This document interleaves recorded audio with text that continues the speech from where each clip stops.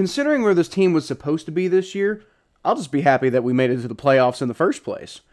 Then again, based on the way that we've played the last 2 weeks, I'm not even entirely sure that we deserve to be in the playoffs at all.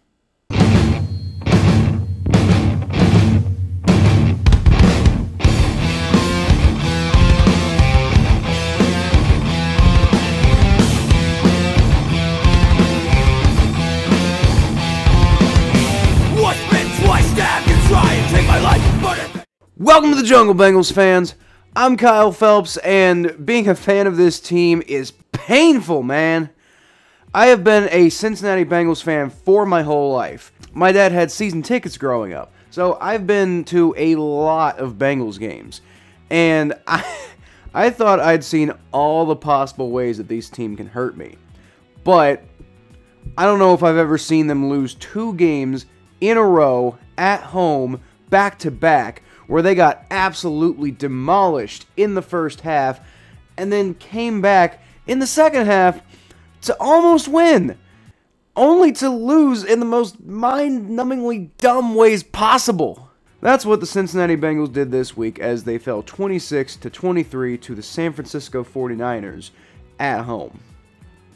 They had the doors completely blown off of them in the first 37 minutes. But before we get to that, I'd just like to ask that you like the video and subscribe to the channel if you're enjoying the content.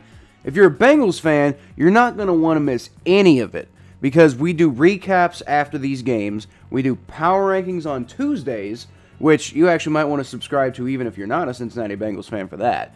We do previews on Fridays with our amazing team of correspondents. So far, we've had Aiden, the Chargers fan, we've had Dan, the Steelers fan, we've had Colin, the 49ers fan. Next week, we're going to have a Broncos fan on, and it's just going to keep going like that. And on Wednesdays and Saturdays, we put up the Battle of Ohio podcast clips. The only days you're not getting content is on Thursdays, because I need to sleep too, damn it! Nah, who am I kidding?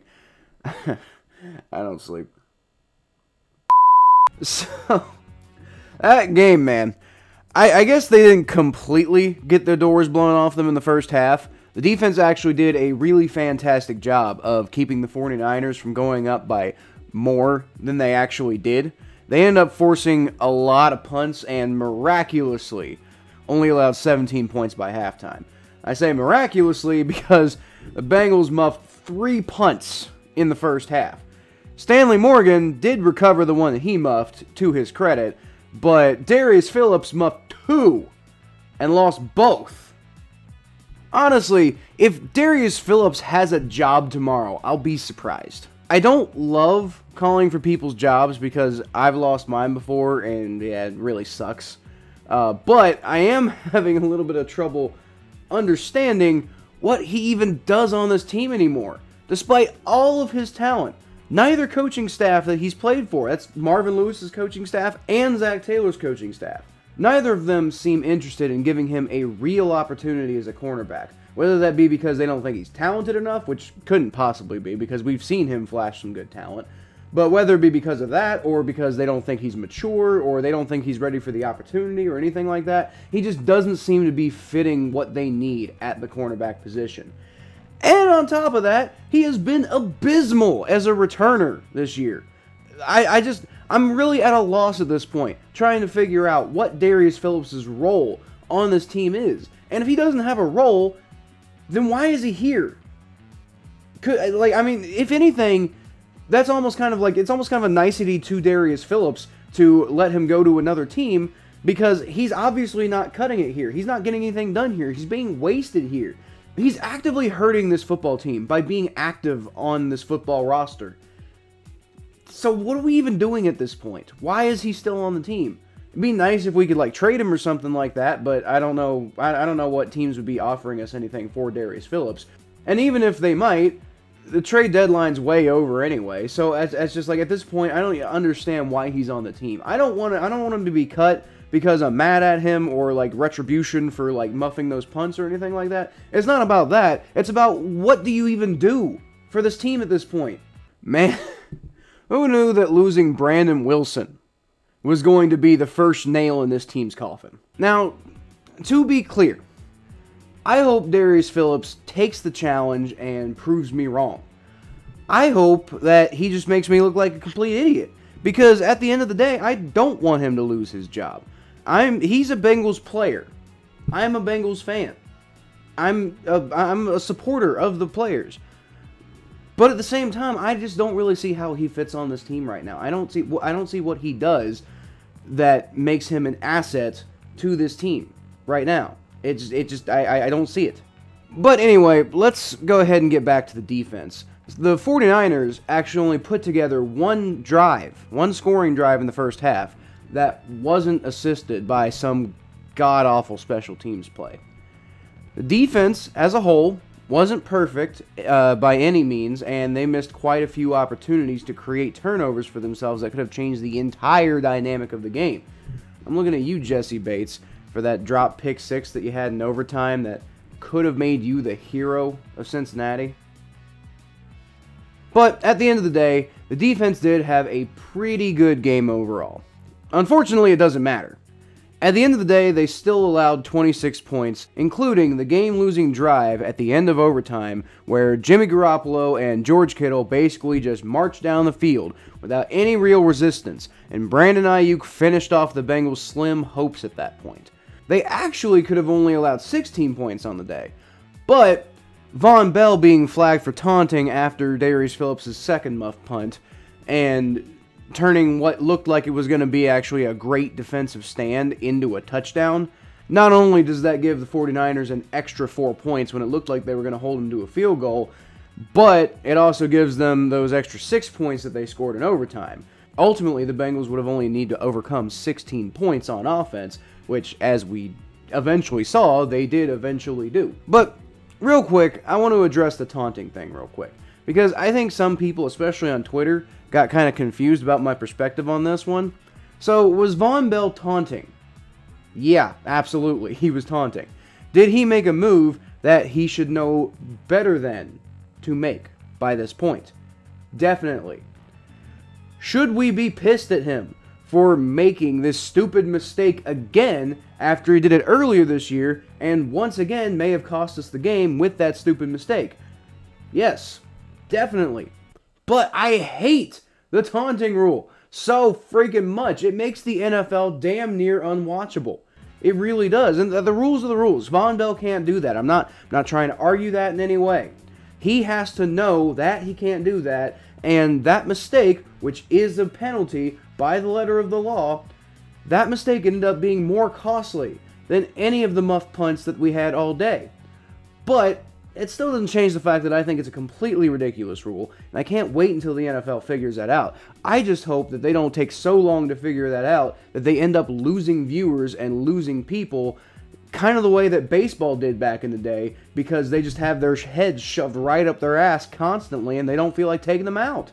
But anyway, back on point, I did feel like it was worth pointing out and mentioning that I did feel that the defense mostly did its job today. Out of all of the phases of the game, out of all of the units, I really felt like the defense gave the Bengals the best opportunity to win this week, even though they kind of messed it up too. But the only reason the Bengals were even in this game to begin with was because the defense was constantly doing its job throughout most of the game. Because of those special teams meltdowns and some really disappointing missed opportunities on offense, I can't really look at the defense and say, oh, you guys did such a horrible job. No, I can't. What I saw from the defense was they made some mistakes, but, you know, everybody makes mistakes from time to time. But the real crux of the issue, the reason they lost this game, is primarily because special teams was an absolute disaster. It was also because the offense was inconsistent and couldn't get it done at all times. I mean, I know they made that big comeback at the end, but they wouldn't have needed to if they had been a little bit more consistent throughout the whole day. So let's talk about the most obvious and easiest to point out missed opportunity of the day. If Evan McPherson doesn't miss that 46-yard field goal in the third quarter, then the Bengals win this game in regulation. It didn't feel super consequential at the time because, you know, the Bengals were down 20-6, and it seemed to be like they were just completely unable to generate any kind of offense whatsoever.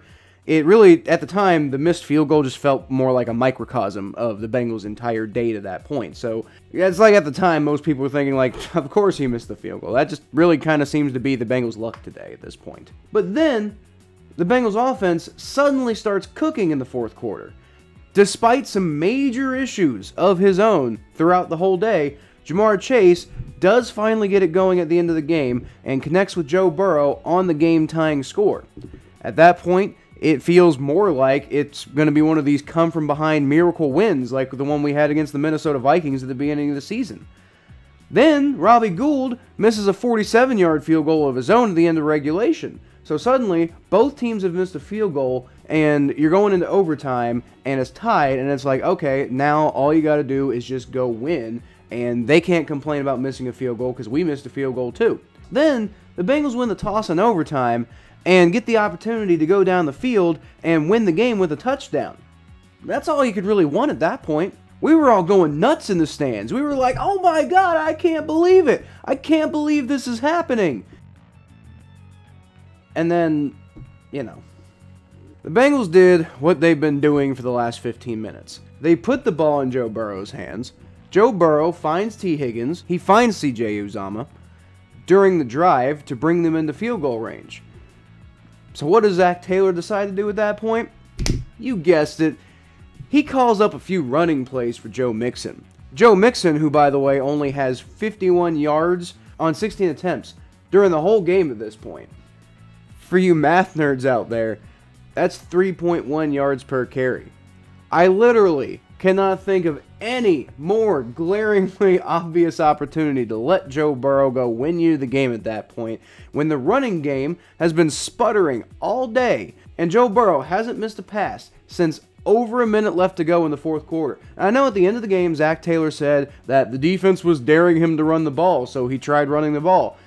And that's great, but there's a reason why they were daring you to run the ball, because that wasn't working. That had not been working all game. What was working was the passing game, and they were missing half of their cornerbacks. How on earth did you not think that that was the right move to make in that moment?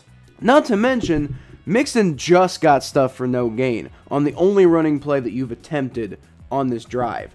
Predictably, when he does 2 running plays in a row, Mixon picks up 7 yards on 2 plays, and Burrow ends up in an obvious passing situation on 3rd and short. He ends up taking a sack.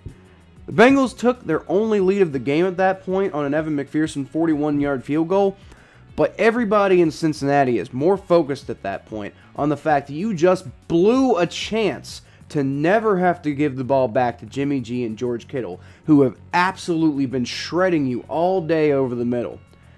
You probably should have expected that one too, considering you're missing both of your good coverage linebackers in Logan Wilson and Akeem Davis-Gaither. To be fair, the Bengals did clean up a lot of the mistakes they've been making lately. Ja'Marr Chase is still dropping some big passes, and that's going to need to be a big focus for him personally going forward. But the Bengals didn't turn the ball over on offense, and the defense generally played pretty well today. So, in general, it seems like they should have had every opportunity to win this game, right? The fact that they didn't is a testament partially to how bad the special teams was, but it's also a testament to how young and inexperienced this team is. Boneheaded losses like that don't happen a lot to veteran teams. So you can probably go ahead and chalk this one up to the growing process of a very young team. I know it hurts, but games like this do happen. The problem right now is it came at a really inconvenient time. The AFC North was up for grabs on Sunday after the Browns upset the Ravens. Now, the Bengals aren't even in control of a playoff spot. Now, a win over the Broncos next week could put them right back on track, depending on what the Colts and Browns do. And actually, in fact, if the Ravens lose, which is very possible considering Lamar Jackson's injured and they're playing the Packers next week, the Bengals could still possibly take control of the AFC North next week. But they're going to need help to get there when they could have just done the necessary work this week, and then they would have not had to worry about it next week. That said, if they do, back their way into the playoffs at this point, do you feel good about this team's ability to win when they get there? I mean, maybe you do. I mean, the Bengals seem to do this thing this year where they lose 2 in a row, then they do really well, then they lose again, then they go back to winning again after that. And, you know, I mean, in theory, you could win your next 2 games against the Broncos and Ravens, and then lose to the Chiefs, who seem to be back now, unfortunately for us. Then come back the following week and beat the Browns and maybe channel that momentum into a wild card round win the following week. At that point, I don't really care how we got there. I'll just be happy to have a playoff win. And considering where this team was supposed to be this year, I'll just be happy that we made it to the playoffs in the first place. Then again, based on the way that we've played the last 2 weeks, I'm not even entirely sure that we deserve to be in the playoffs at all. So what do you guys think? Am I being too harsh? Am I being too soft on the Bengals? What are your thoughts on this game? Be sure to let me know in the comments down below, and I'll feature the best ones in my next recap video. Like this one from Andrew Humphrey in the Chargers recap video. He said, "We good, believe in number 9. It's a very short comment, but honestly, Andrew, those words couldn't ring any truer this week. What if they had just believed in number 9 this week? The tone of this video could have been completely different." But for now, you can always catch more of what I do at KylePhelps92 on Twitter, Facebook.com/ThePhelps, my Bengals coverage at ATBNetwork.com/Cincinnati Bengals, the Battle of Ohio podcast, which is available on YouTube, Spotify, and Apple Podcasts, and right here if you subscribe. But anyway, thanks for watching, everybody. And as always, even though we lost, I'll leave y'all with a hootie!